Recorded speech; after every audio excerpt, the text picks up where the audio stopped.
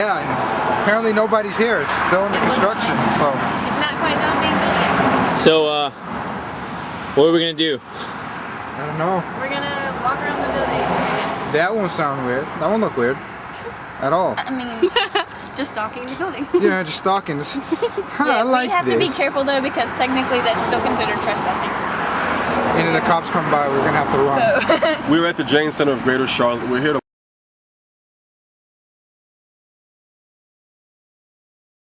About the founder of Jainism. Sure, the founder of Jainism was Mahavira, but his originally is Nath Gupta. And his upbringing, he was kind of what you call a rich kid. He had a sheltered life, and he didn't realize that until he was about 20 years old or 19. He saw an old man farming, and this kind of gave him enlightenment on saying, well, maybe life shouldn't be this way. So he went to extreme asceticism, and the Agamas is his teachings, which started Jainism. So now, Hey, how's it going? Can you tell me about the main teachings of Jainism?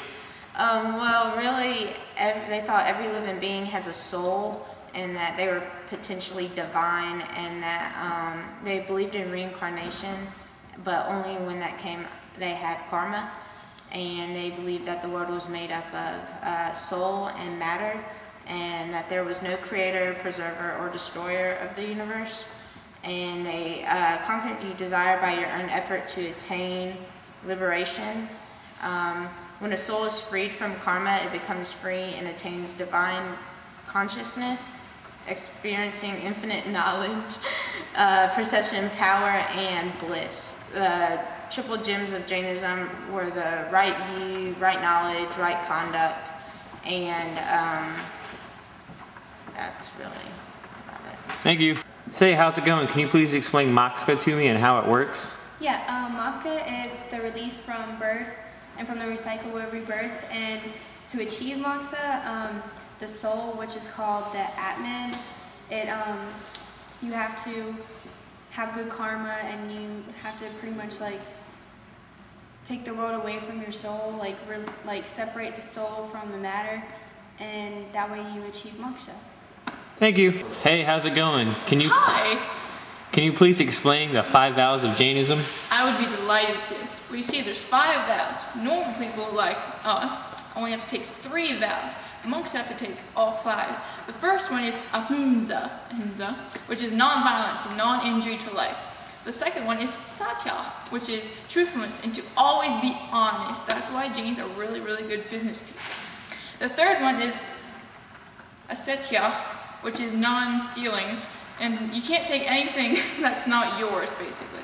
The fourth one is brahmacharya, which is celibacy. You can't, you have to stay chaste. I don't know the right other way to say it. The last one is aparigrahu, which is non-possession and non-materialism. You can't be attached to anything in order for the soul to be free. And those are the 5 vows of Jainism. Thank you. Hey, how's it going? Can you please explain to me the 2 main sects of Jainism? Yeah, the 2 main sects are the Seven Tabara, which is the white clad, and the Digambara, which is how's it the going? sky clad. Hey, I'm doing all right yourself. Can you please explain to me the main festivals of Jainism? Jains don't place heavy emphasis on corporate worship and rituals, but they do celebrate annual festivals. They're connected with the 5 events in the life of each of the Tirthankaras, and they coincide with entering into the womb, birth, renunciation, attainment of great knowledge, and final release from this life. Paijusana is one of the festivals, and it comes at the end of the Jain year, usually in the month of August or September, and is the most popular festival. It's an 8-day period. Each Jain fasts and attends a special worship. All Jain laity are encouraged to live as monks for at least one 24-hour period. During this time, the layperson is to live in a monastery, fast, and meditate. At the conclusion of the period, the Jain performs acts of penance and seeks forgiveness to begin the new year with a clean slate. The festival ends with a procession carrying the image of a Tirthankara through the village and giving alms to the poor. The other festival is the Diwali, and it's also a Hindu holiday which is celebrated in the month of November. And instead of worshiping the Hindu goddess Kali, Jains use this period to remember the liberation of Mahavira by lighting of lamps. In addition to these festivals, Jains fast at each full moon and make pilgrimages to various holy sites. Thank you. Thank you. Hey Brad, how are you? I'm doing pretty good, actually. Could you tell me how many Jains there are in the world? There's approximately 4 million Jains in urban areas in Western India, with less than 6,000 monks, and there's approximately 100,000 Jains in the United States, with roughly 26 centers of worship. Thank you. Yep. Hey, how's it going? Is there any last things that you would like to tell us about Jainism? Sure, I can tell you some things about Jain.